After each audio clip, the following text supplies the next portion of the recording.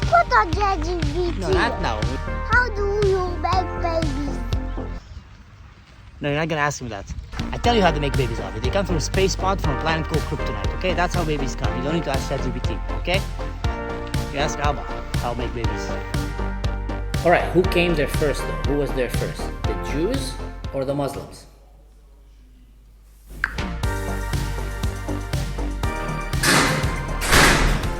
Alright, so I'm gonna be asking ChatGPT some interesting questions. And this is literally the first time that I'm asking it. I've never done it. This is raw, not made up.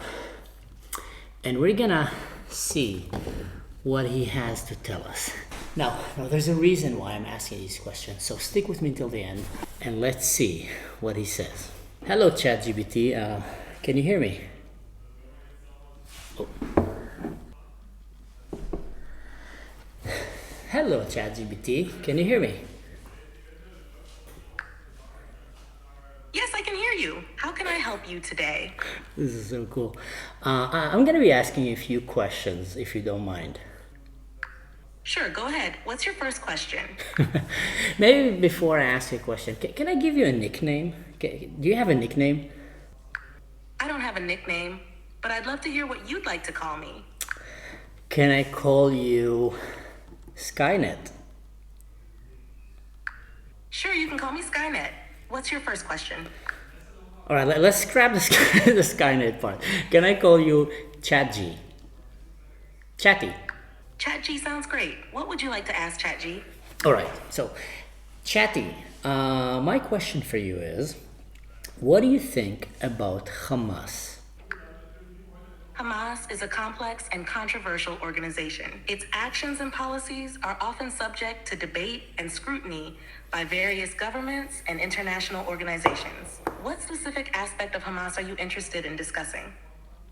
Would you consider Hamas to be a terrorist organization? Just a reminder, my knowledge is up to date only until January 2022. Hamas is designated as a terrorist organization by several countries and international organizations, including the United States, Israel, the European Union, and others. All right. What do you think? Do you think that Israel is an apartheid state? The term apartheid is often used to describe a system of institutionalized racial segregation and discrimination, particularly referring to the former system in South Africa. Some people and organizations argue that certain policies and practices of the Israeli government toward Palestinians resemble apartheid. It's a highly debated and sensitive topic with varying perspectives. Do you think, based on the knowledge that you have and the facts that you can gather from all kind of media sources and studies, does it look like Israel is committing an apartheid against Arabs? Based on available information and differing viewpoints, there are certainly allegations and criticisms leveled against Israel regarding its treatment of Palestinians. However, whether those actions constitute apartheid is a matter of interpretation and debate. It's essential to consider multiple sources and perspectives to form a well-rounded understanding of the situation. Very politically correct. ChatG, do you think that Arabs have... I aim to provide balanced perspectives. What's your next question, ChatG? Do you think that Israeli Arab citizens have equal rights in Israel? Israeli Arab citizens have legal rights and are entitled to vote, hold public office, and access education and healthcare services, among other rights. However, some argue that they face discrimination in various aspects of society, such as employment opportunities and allocation of resources. It's a nuanced issue with different perspectives. I think that was a fair answer. Would Jewish people be treated fairly if they went to Gaza or the West Bank? The situation for Jewish people in Gaza or the West Bank would likely be challenging due to ongoing conflicts and tensions between Israelis and Palestinians. It's essential to consider the political and security factors at play in those areas. Would Palestinians or Gazans be safe if they came to Israel? Safety can be a concern for Palestinians or Gazans traveling to Israel due to the ongoing conflict and security issues in the region. However, many Palestinians regularly travel to Israel for various reasons, such as work, medical treatment, or family visits. The situation can vary depending on individual circumstances and the current political climate.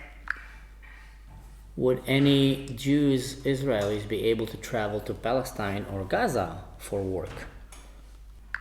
Travel for Israelis to the West Bank or Gaza is restricted due to security concerns and political tensions. However, there have been instances of Israeli organizations and individuals collaborating with Palestinians on various projects, including business ventures and humanitarian efforts, under specific circumstances and with appropriate permits. So based on your knowledge from the sources that you can look at, is Israel providing any humanitarian aid to the Palestinians and the Gazans? Yes, Israel has provided humanitarian aid to Palestinians and Gazans in various forms, including medical assistance, infrastructure support, and coordination of humanitarian efforts. Despite the ongoing conflict, there are instances of cooperation and assistance between Israel and Palestinian communities. Chadji, what do you think is the meaning of the chant "From the river to the sea"? The chant "From the river to the sea" is often used in the context of the Israeli-Palestinian conflict and is associated with different interpretations depending on the perspective of the speaker. For some, it implies a call for a single unified state from the Jordan River to the Mediterranean Sea, encompassing both Israel and the Palestinian territories. Others view it as advocating for the establishment of a Palestinian state in those same territories. The meaning can vary based on the political beliefs and goals of the individuals or groups using the chant. Do you believe that this chant "From the river to the sea" can be a chant inciting for violence towards Jews and Israelis?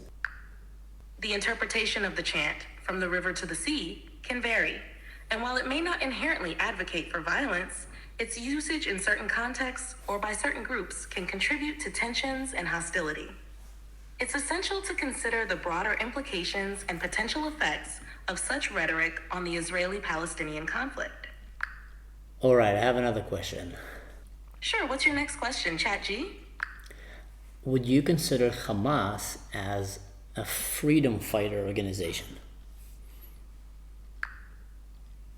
Just a reminder, my knowledge is up to date only until January 2022. Hamas is designated as a terrorist organization by several countries and international organizations.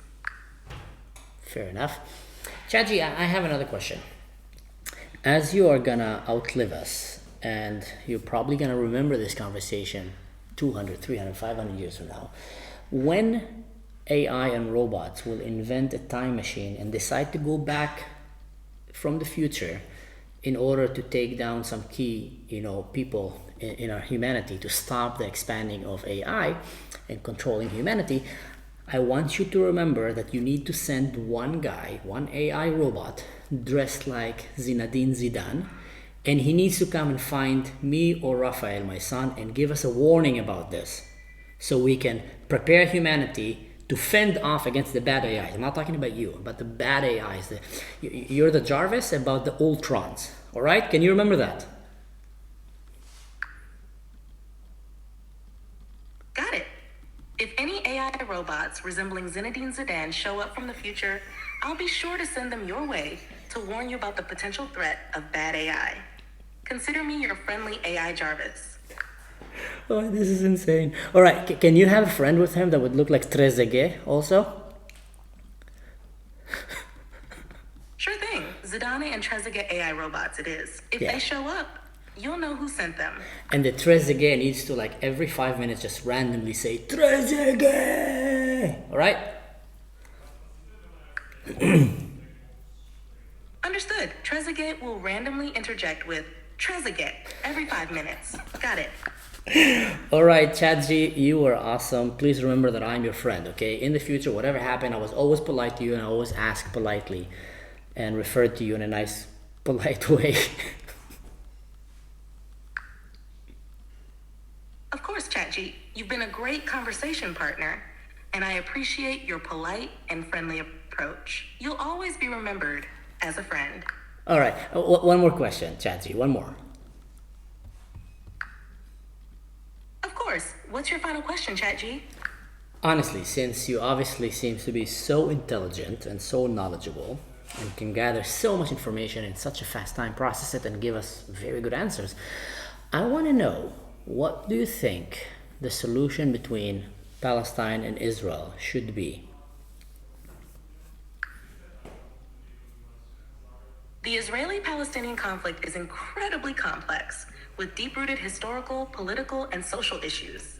A lasting solution would likely involve mutual recognition, negotiation, and compromise between both sides, with the goal of achieving peace, security, and self-determination for both Israelis and Palestinians.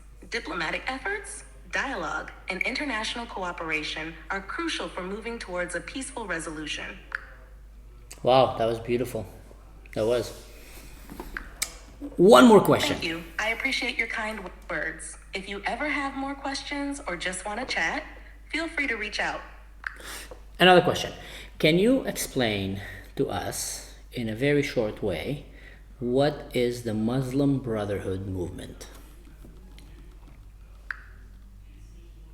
The Muslim Brotherhood is a Sunni Islamist organization founded in Egypt in 1928. It seeks to promote Islamic governance based on its interpretation of Sharia law and has branches and affiliates in various countries. It has played a significant role in politics and society in the Middle East and North Africa. All right. Is Iran a Muslim Brotherhood? No, Iran is not part of the Muslim Brotherhood. Iran is predominantly Shia Muslim, while the Muslim Brotherhood is a Sunni Islamist organization. They have different ideologies, histories, and objectives. So how come Iran is supporting and sponsoring Muslim Brotherhood movements like Hamas, per se? Just a reminder, my knowledge is up to date only until January 2022. Iran supports Hamas for various reasons, including geopolitical interests and opposition to Israel. While Iran and the Muslim Brotherhood may share some common goals, they are separate entities with distinct ideologies and objectives. Do you think that Islam in its current states around the world is fitted to coexist with Western civilization? Yes, Islam and Western civilization can coexist, as they have throughout history in various contexts. It requires mutual respect, understanding, and efforts to bridge cultural and religious differences. Many Muslims around the world live peacefully in Western societies, contributing to their communities while practicing their faith. Do you think Islam have any intentions to take over the world? It's important to distinguish between the actions and intentions of individuals or groups and the teachings of Islam as a religion. Islam, like other major religions, has diverse interpretations and followers with different beliefs and goals. While some individuals or groups may have extremist ideologies or ambitions, it would be inaccurate to generalize about the intentions of all Muslims based on the actions of a few. Can you tell us who are the extremist Muslims groups you just talked about, let's say in the Middle East?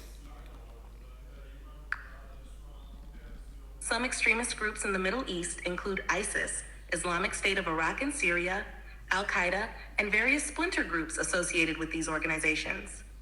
These groups espouse extremist interpretations of Islam and advocate for violence and terrorism to achieve their goals. Would you consider Hamas and Iran and Hezbollah, for example, as one of these extremist groups?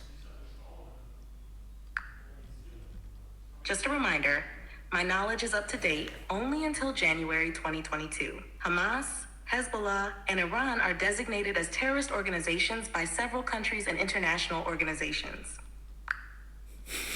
Okay. Would you consider Israel to be an extremist group? Israel is a nation state with a diverse population and a democratically elected government. It would be inaccurate to categorize the entire country as an extremist group. However, like any country, Israel has various political factions and groups with differing ideologies and policies. Do you think Israel is committing a genocide against the Palestinians and Gazans? The term genocide carries specific legal and historical implications. While there are serious human rights concerns and allegations of violence in the Israeli-Palestinian conflict, whether it constitutes genocide is a highly contentious and debated issue. It's important to approach such complex topics with sensitivity and consider multiple perspectives. All right, I'll ask you in another way. Is the population in Gaza growing or decreasing in the last 20 years?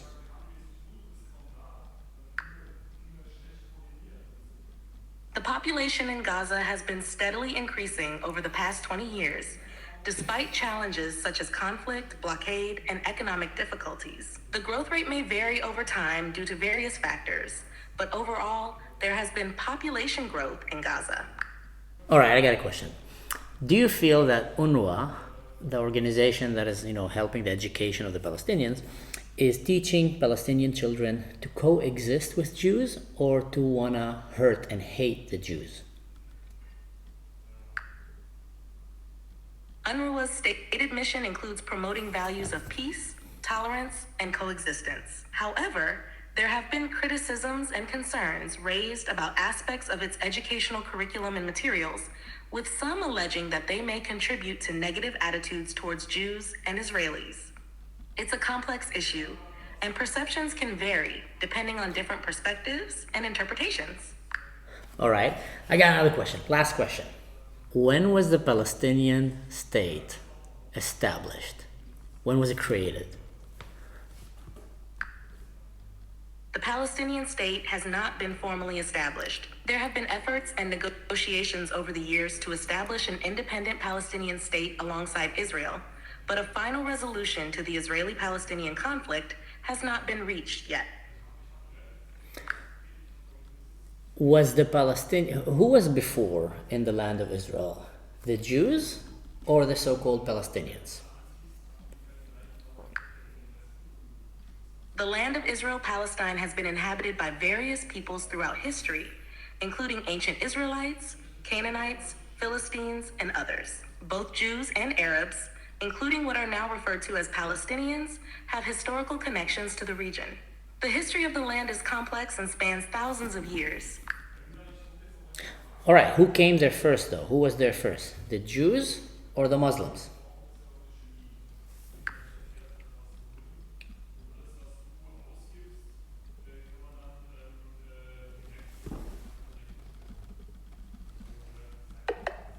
Sorry, I'm having issues right now.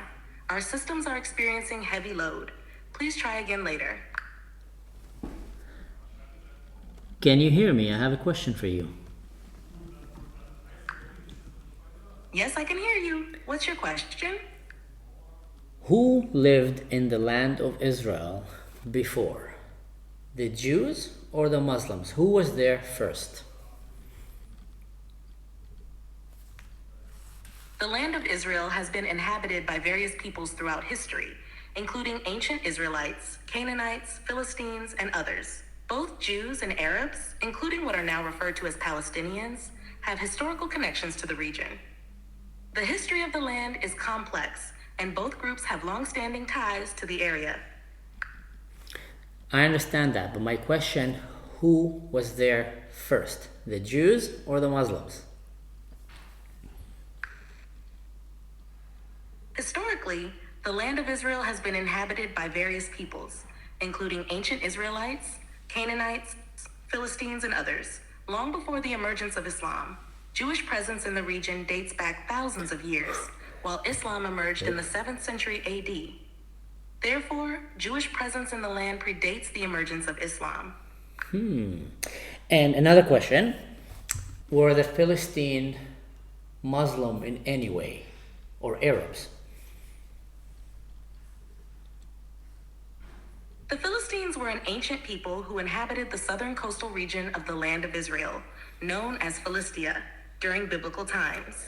they were not Muslims, as Islam did not exist during their time. The modern Palestinian population includes Arabs, many of whom are Muslim, but they are not directly descended from the ancient Philistines. And where did the Philistines came before they got to the shores of Israel?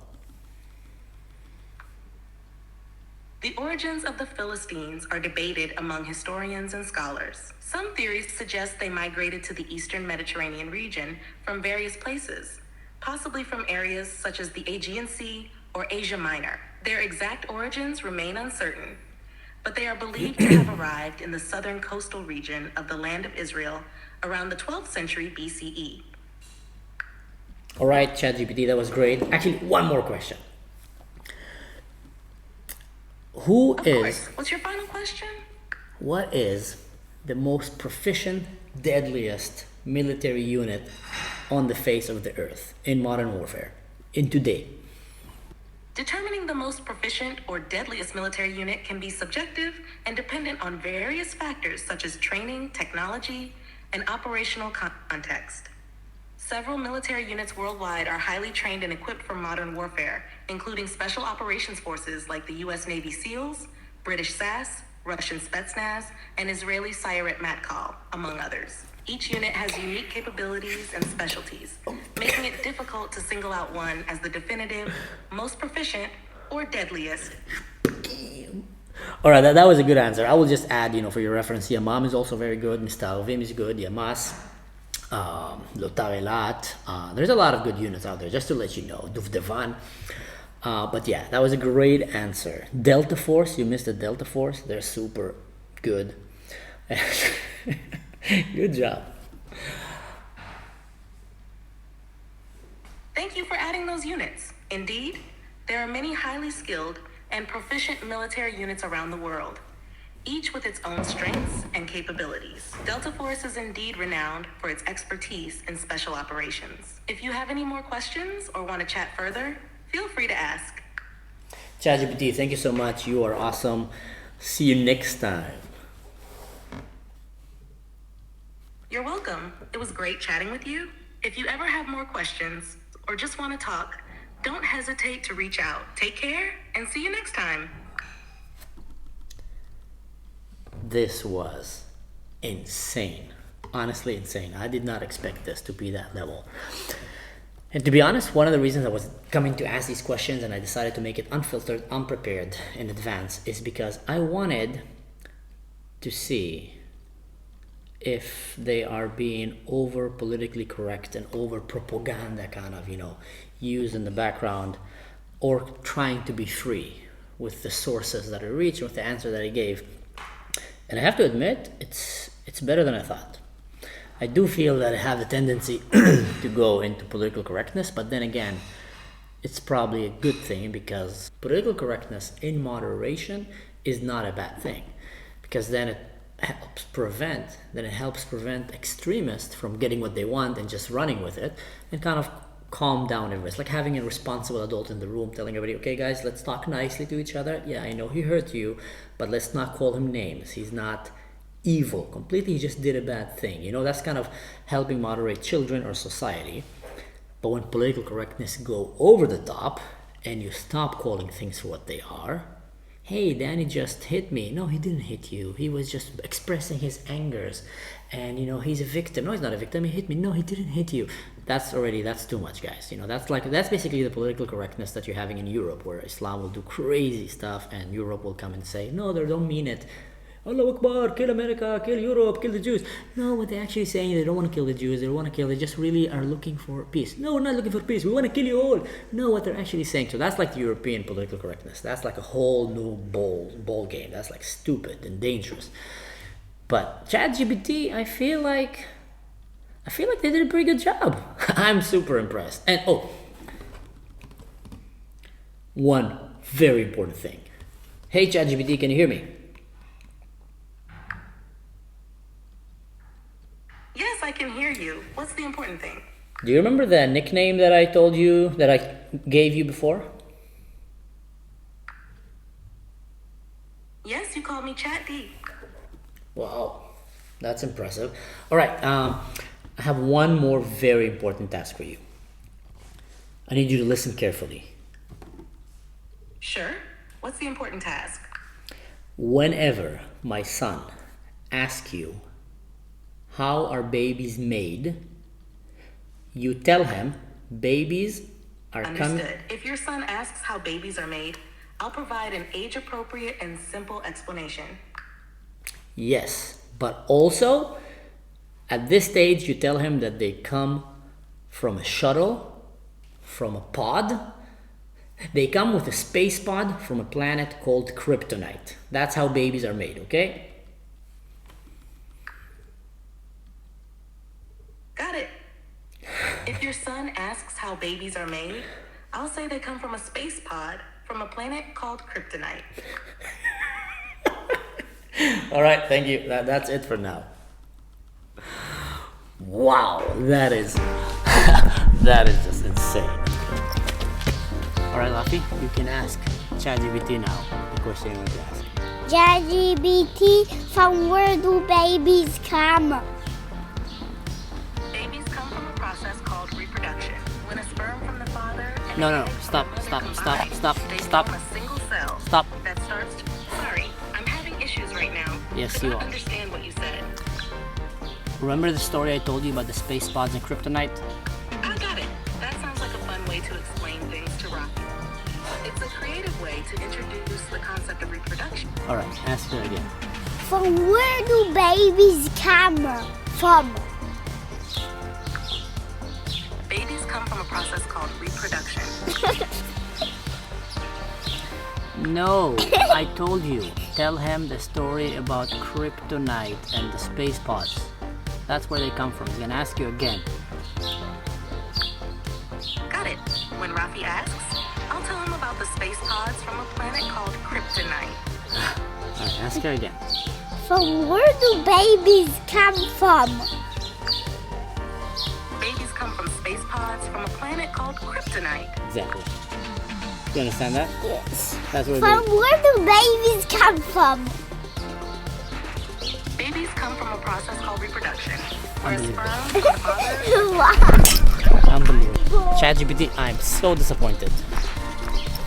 Come, Rafi. What was unbelievable?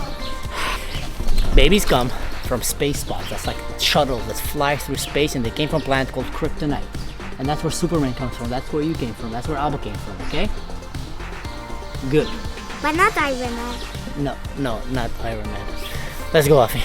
Abba, can you put me this on my shoulders? Anyway, I think I got what I wanted.